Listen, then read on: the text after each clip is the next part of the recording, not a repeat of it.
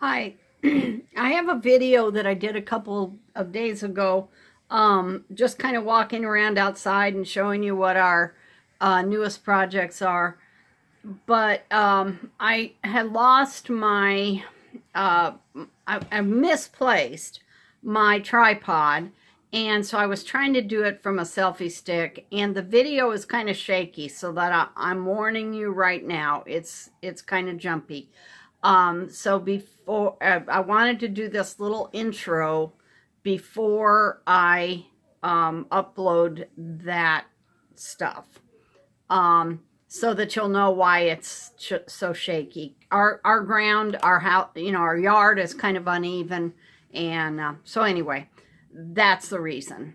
So I will go ahead and get those videos put together and uploaded, and y'all have a good day. Bye. Okay, good morning. It's been a while since I've made a video, and so I thought I'd show you what we have been up to, projects, and finally the lilies are blooming as of yesterday, so I wanted to show you those. And so we'll see what's going on around here this morning. Let me get this camera turned around. Well,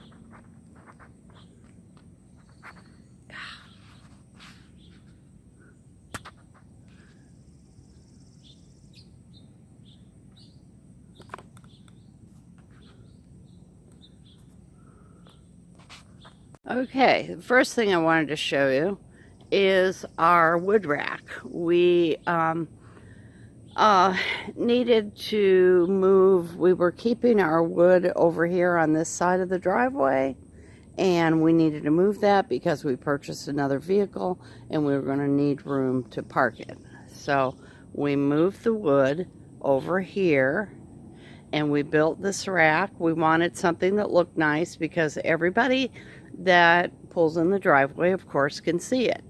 It was kind of hidden over there before. Anyway, so that's, we just used the same base that we had before, except everything is now screwed together and, fastened so it's nice and sturdy. 6x6s with 2x10s or I'm not sure what they are, 2x8s probably, laid across the top, and then we just surrounded everything with lattice to make it look nice. We're in the process of cutting the wood. All the last 2 winters, Larry has waited. We haven't cut the wood before, and he'd be down in the garage trying to cut wood when it's like 0 degrees.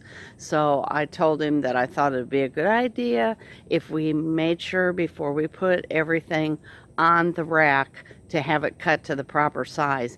We have a small wood stove, and so you can't put a log in there that's more than 15 inches long and a certain diameter. So it'll be a lot more convenient to have everything already cut before, cut and chopped, or, whatever. Anyway, so that's what we got going on there. Then we're going to walk up, and the knockout roses are on their second bloom.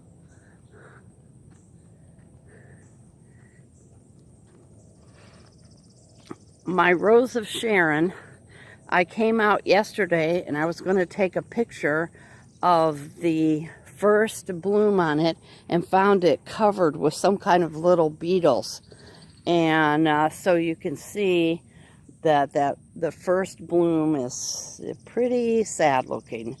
So I keep a bottle of 7 spray, and so I went in and got that and sprayed it up real good. No more beetles. So as the other buds start to open, maybe they'll be all right. I don't know, we'll see. You have to keep applying that stuff. Okay, now the roses are, they're doing okay. The yellow flowers are starting to come out again. Um, this of course, these are clematis, but over here is a volunteer morning glory. I tried 2 years to kill that thing, and it would not, it kept coming back, so finally I just decided to, yeah, it did say it's a volunteer, but anyway, I decided that I would just give it up and let it have its own, its own space. So, but I have to kind of keep, it's so huge, it wants to spread out all over. You can see it's trying to climb up the, railing, and my planter that I have up on the porch. But anyway, it's got one bloom open on it, but lots and lots of buds. So, here we go.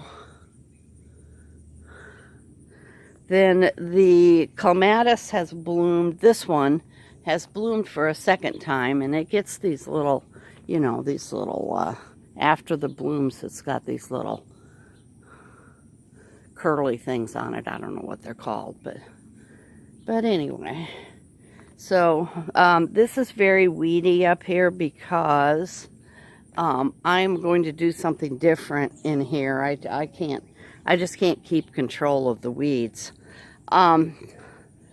This little plant right here, I've got 5 of these across the front, and these are called balloon plants, and they have a little purple, like a bright purple flower on them. And anyway, I need to deadhead these because they're, some of them have bloomed, and now they only last about a day, the little flowers. So anyway, the ones closest to the porch I planted the first year, and then these other 3 I planted last year. So they're smaller.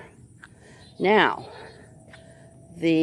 okay, so this is what we've been having. The huge blooms have been, the buds have been waiting and waiting and waiting for these to open up. Because last year I planted these in these barrels. I bought the barrels 2 years ago and put something else in them. But last year, when I planted these, they were, it was early in the spring, and the frost got them. So I did not get they had a couple of open flowers on them at first, and then that's it. They just didn't amount to anything. So I wasn't sure if they were going to come back this year or not, but oh my gosh, they've just done fabulous. They're just so big. The flowers are huge. Now, this is the first one. I think it gets the most sun, and that's why it's blooming. They've all been in the dirt the same amount of time, but this one is just, it's just gorgeous, and they smell so good. I just love them. So anyway, we should have some blooms on here for a little while. We'll see how how long they last. Then these are the other 2. Get out of my shade. Anyway, these are the other 2, and I need to plant this rose bush. Anyway, they're supposed to mound, but I don't really see much mounding with them. Still didn't get any flowers on my peonies. I might have to move them. The other thing that is starting to bloom is my asters. That pot should have aster in it too, but that one did not grow. So anyway, I'll have to pick up another one, but this one is starting to get its little purple flowers. I really didn't expect it to bloom until later on in the year. And you guys have pretty much seen these, the lilac bushes. These are the little lilac bushes, and they're growing. They're doing well. Our abelias are growing, and they're covered with flowers down on the bottom. This up here is the new growth. And I don't see any flowers on it, but down below there's lots of little pink flowers, and the bees love them. Yesterday there was 4 or 5 bees on this one plant. Then that's my other big. This one has been in the ground for a couple years, so it's really doing well. And then the other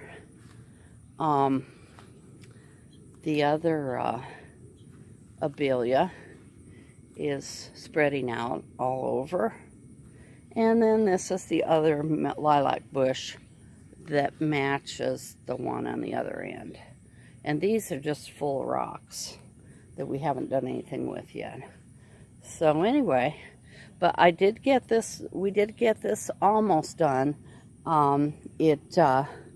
We have one corner we need to, so I like to surround the edges with big rocks and then put the smaller rocks in the middle. And we have to wait until we find some big rocks in our pile. This is our side porch. I think I might have shown you that before, but I have to tell you what happened. One day toward the end of last week, I was walking down here. We've been having a skunk smell around the house, and so I'm like going, where is that skunk hiding, you know? And so anyway, I walked around. I decided, I thought, oh, that side porch is open on the back because our air conditioner sits so close to it that we couldn't really put a door or a gate or anything on it. So anyway, I came walking down just like I am right now, and I walked around, came around to peek around the corner, and that board right there, there was about a 4-foot black snake laying on that board. Oh my gosh, I thought I was gonna have a heart attack. I had both the dogs with me, and the Sadie, we call her the frog hunter, because if she sees a frog, she will keep going back to that place to try to find it. So I'm like trying to jerk her away so that she didn't see the snake, which she did not, so that was a good thing. But this here, we are going to mask, cover it up like we did the stairway. We just haven't got to that yet. And then this is our backyard, and I don't know if you can tell, but it goes from the porch, it pretty much goes gradually downhill, and very hard to mow. Larry ends up usually only mowing it a couple times a year, or a couple times a summer, maybe 3 or 4, whatever, because it's so steep. We can't do it with the rider because, you know, of the possibility of it turning over, and it has to be done with the push mower. And we have a push mower with a self-propelled, but even that, it just makes it really hard. So anyway, so then we have woods. We have, I don't know, close to 1 acre of woods behind us, and we have chosen to leave it wild. We get deer, and we feed the deer. We have a little gallon bucket, and we bring out about a gallon, gallon of corn at night over there just behind that little wood pile. Our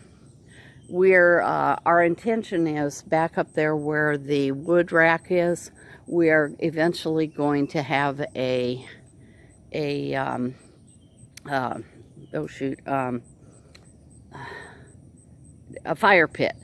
And so then we will set about burning some of this brush, and that that big brush pile that you see off there in the distance behind the tree, that when they graded our yard, that that they piled it all up there.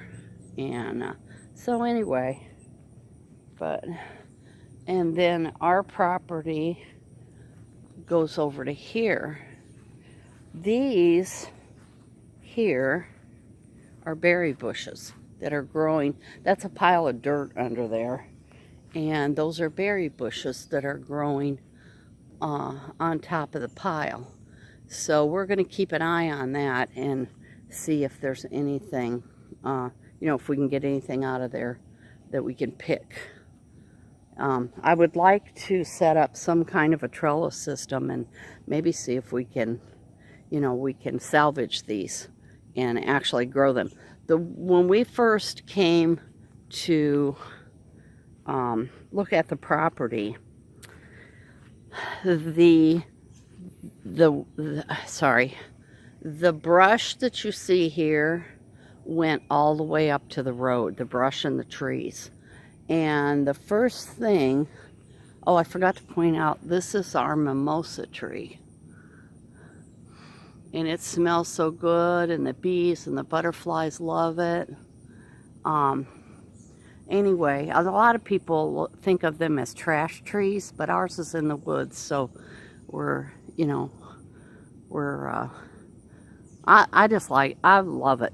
I love anything that flowers. So, but anyway, okay, so we're going back uphill. And so this whole, we had to have this whole thing cleared before we could build. Actually, we had to have a septic system up here on the hill. There are no sewers, no city sewers. So we had to have a septic system. And before we could even get permission to build, we had to clear a lot of trees and brush and stuff. And now I'm out of breath. Anyway, these 3 trees are hickory trees. And they're not really hickory trees that the animals will eat the nuts. These are shellbark hickories. And in order for the animals to eat the nuts, you need shagbark, or anybody, it's shagbark hickory. So anyway, these 3 trees dropped about 1 billion nuts last year. And even now, walking up here, I'm walking on nuts that are down on the ground. But anyway, so, okay, well, that's it for this little trip. I think I'm going to shut this off and go back in the house, and we'll talk to you later. Bye.